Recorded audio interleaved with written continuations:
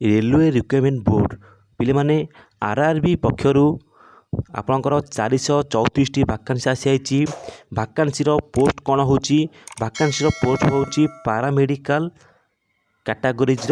भाकांसी आप आसी जहाँकि भाकांसी अच्छी टोटाल 434 भाकांसी अच्छी आप मैंने government RRB recruitment board website में पाइपर एवं आप मैंने चैनल डिस्क्रिप्शन रे टेलीग्राम लिंक दी जाइए आप जॉइन कर तार नोटिफिकेशन पाइपर ऑफिशियल नोटिफिकेशन पाइपर बुझीपारे पिले माने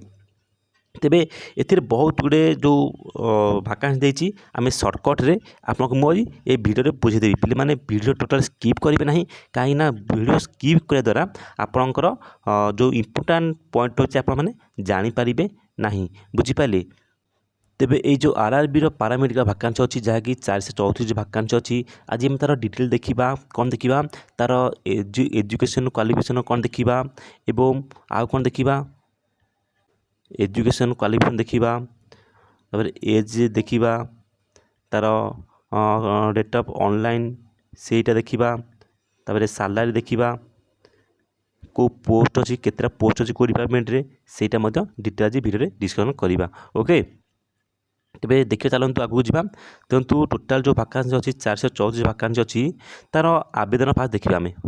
आवेदन में तार 5 टଙ୍କା रोचे फीस एग्जाम फीस 5 टଙ୍କା रोचे तो ये मैंने यूआर कैटेगोरी देवे बाकी जो रही SC ST ex serviceman PWD female transgender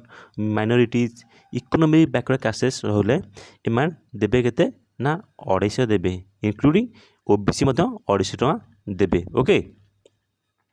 ता बाद रोचे के यार जो starting date apply date already यार आरंभ हो गलानी है कि ऑलरेडी 9 तारिख यार अप्लाई डेट आरंभ हो गलानी।